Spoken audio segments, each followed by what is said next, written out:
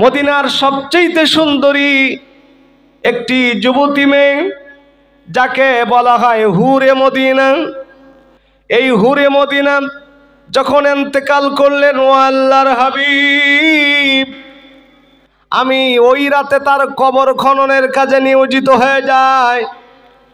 ওই সুন্দরী হুরে মদিনাকে আমি কবর থেকে উঠিয়ে ফেলি, কিন্তু না না না ইয়া রাসূলুল্লাহ ইয়া হাবিবাল্লাহ, আমি যখন হুরে মদিনার কাফনের কাপড়টা চুরি করি ঠিক এমন সময় তার চেহারার প্রতি আমার নজর পড়ে যায়, তার যৌবনের প্রতি আমি আকৃষ্ট হয়ে যাই।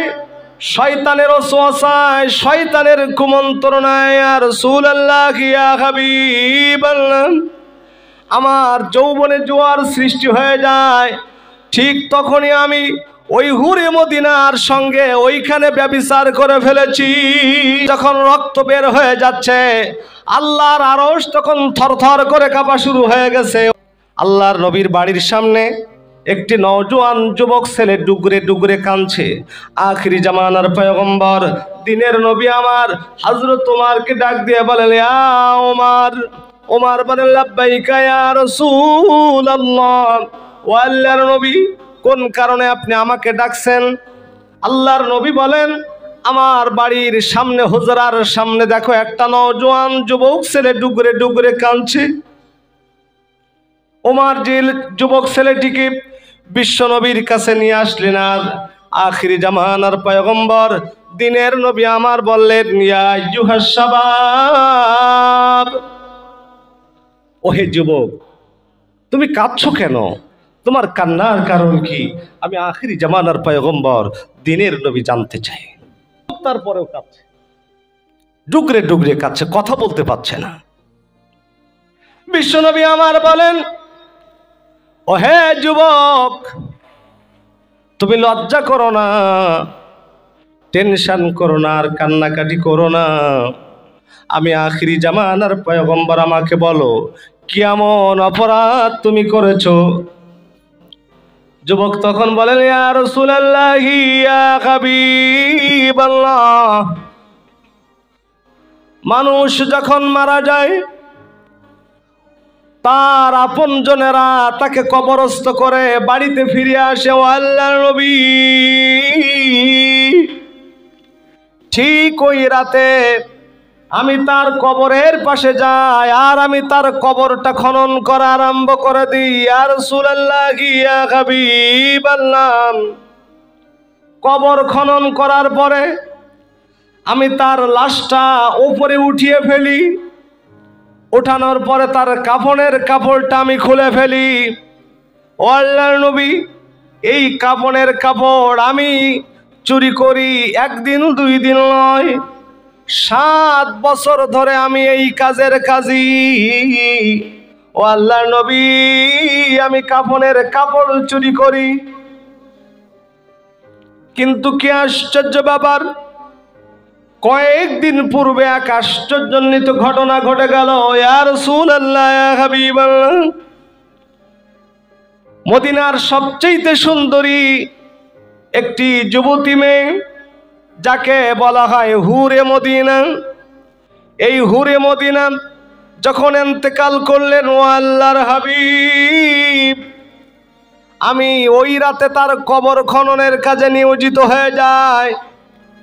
ওই সুন্দরী হুরে মদিনাকে আমি কবর থেকে উঠিয়ে ফেলি, কিন্তু না না না ইয়া রাসূলুল্লাহ ইয়া হাবিবাল্লাহ, আমি যখন হুরে মদিনার কাফনের কাপড়টা চুরি করি ঠিক এমন সময় তার চেহারার প্রতি আমার নজর পড়ে যায়, তার যৌবনের প্রতি আমি আকৃষ্ট হয়ে যাই।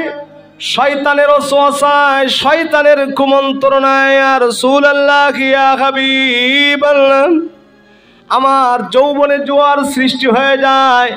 ঠিক তখনই আমি ওই হুরে মদিনার সঙ্গে ওইখানে ব্যভিচার করে ফেলেছি। ভাইরা আমার, এই কথা বলবার পরে আল্লাহর নবীর সাহাবী হযরত উমর পাশে ছিলেন, খাপ থেকে তরবারি বাহির করা শুরু করে দিয়েছে। বুঝতেছেন ব্যাপারটা কি? ইয়া রাসূলুল্লাহ, কি আশ্চর্য ব্যাপার! কাফনের কাপড় চুরি করে, অসুবিধা ছিল না। 1 বছর 2 বছর নয়, 7 বছর ধরে কাফনের কাপড় চুরি করে, কোনো অসুবিধা ছিল না। কিন্তু হুরে মদিনার সঙ্গে একটা মৃত লাশের সঙ্গে ব্যভিচার করেছে, একে ছাড় দেওয়া যায় না। হুজুর, আপনি একটা বার কমান্ড করেন, আপনি একটা বার নির্দেশ দেন, আমি ওর মাথার ধড় আলাদা করে ফেলি। আল্লাহু আকবার বলে। ভাইরা আমার, যুবক তখন বলেন, ইয়া রাসূলুল্লাহ, ইয়া হাবিবাল্লাহ, আমি ব্যভিচার করার পরে কাফনের কাপড়টা যখন নিয়ে আসতেছি, ঠিক মতো অবস্থায় হুরে মদিনা যেন আমাকে বলছে, আইয়ুহাস শাবাব তাব্বাল্লাকা, আইয়ুহাস শাবাব, হে যুবক, তুমি ধ্বংস হয়ে যাও। অসংখ্য মৃতের সামনে তুমি আজকের আমার সতীত্ব নষ্ট করলে। আমি আমার জীবনের সতীত্ব হারাই নাই, কিন্তু আমি মারা গেছি। আমার মৃত ব্যক্তিদের সামনে তুমি আজকের আমার সতীত্ব নষ্ট করলে। তোমার কলিজার মধ্যে কি আল্লাহর ভয় নাই? তোমার অন্তরে কি আল্লাহর ভয় নাই? একের পর এক এভাবে যেন পিছল দিক থেকে আমাকে বলতেছে, ও আল্লাহর হাবিব, আমি আর সইতে পারলাম না, এজন্য আমি আপনার কাছে চলে এসেছি। ইয়া রাসূলুল্লাহ, ইয়া হাবিবাল্লাহ, আমার মন বলছে আপনি যদি আমার জন্য দোয়া করেন, আমার আল্লাহ আপনার দোয়া ফেরাবে না। আমি বড় আশা নিয়ে আপনার কাছে এসেছি। হুজুর, আপনি আমার জন্য একটু দোয়া করেন, আল্লাহ যেন আমার গুনাহ মাফ করে দেয়। সম্মানিত ভাইরা আমার, হযরত উমর তরবারি ইতিমধ্যে খাপ থেকে বাহির করেছে আর বলছেন, ইয়া রাসূলুল্লাহ, ইয়া হাবিবাল্লাহ, আমার তরবারি এই যুবকের কল্লা থেকে সরবে না।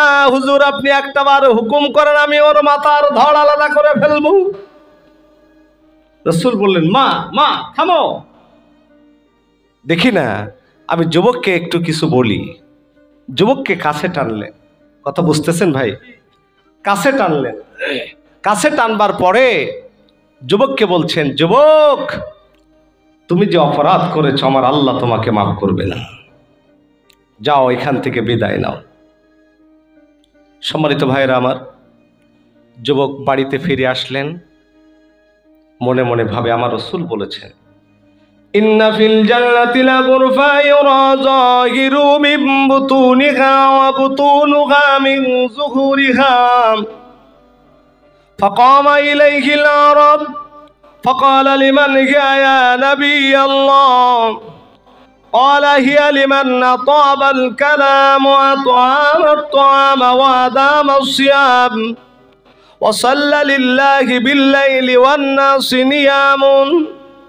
तमाम পৃথিবীর মানুষ যখন ঘুমিয়ে পড়বে, ঠিক মতো অবস্থায় কোন ব্যক্তি যদি তাহাজ্জুদের নামাজের পরে ইয়ামুদ্দু ইয়াদাইহি ইলাস সামাই, ইয়া রাব্বি ইয়া রাব্বি, দুইটা হাত আরশে আজিমের দিকে তুলে যত বড় অন্যায় অপরাধ করুক না কেন, ওই নারী ওই যুবক যদি তাহাজ্জুদের নামাজের পরে দুইটা হাত আরশে আজিমের দিকে তুলে আল্লাহর কাছে দোয়া করে, আল্লাহ তাআলা তাকে মাফ করে দেয়। যুবক মনে মনে ভাবে, চান্স একটা পেয়ে গেছে। সমস্ত মানুষ যখন গভীর ঘুমে আচ্ছন্ন, ঠিক এমন সময় যুবক তাহাজ্জুদের নামাজের পরে দুইটা হাত আরশে আজিমের দিকে তুললেন আর আল্লাহর কাছে বলতেছেন, ও আল্লাহ, তুমি তো সেই রব, যে মহান রব, তুমি আদমকে ক্ষমা করে দিয়েছিলে। আল্লাহ, তুমি তো ইউনূস আলাইহিস সালামকে মাছের পেট থেকে বের করেছিলে। আর রব্বুল আলামিন আমি হুরে মদিনার সঙ্গে ব্যভিচার করেছি, তাই কি হয়েছে? 7 বছর ধরে কাফনের কাপড় চুরি করি, তাই কি হয়েছে? আমার গুনাহ যত বড় তার চাইতে তোমার রহমত আরো বড়। আল্লাহু আকবার বলেন। সম্মানিত ভাইরা আমার, আল্লাহ রাব্বুল ইজ্জাত বলেন, হে জিবরিল যাও যাও যাও আমার নবীর কাছে যে তার ব্যাপারে সংবাদ দাও, কারণ যুবকের চক্ষু মোবারক দিয়ে আর পানি বের হচ্ছে না, এখন রক্ত বের হওয়া শুরু হয়ে গেছে। একদিন 2 দিন নয়, 40 দিন এভাবে কাঁদতে কাঁদতে যুবক যখন আপনার অশ্রুর পরিবর্তে, চোখের পানির পরিবর্তে যখন রক্ত বের হয়ে যাচ্ছে, আল্লাহর আরশ তখন থরথর করে কাঁপা শুরু হয়ে গেছে। ও আমার ভাইরা, জিবরিল আমিনকে পাঠিয়ে দিলেন আর বললেন, যাও রে জিবরিল, যা ওই যুবকের ব্যাপারে ঘোষণা দিয়ে আসো, আমি আল্লাহ যুবককে ক্ষমা করে দিয়েছি।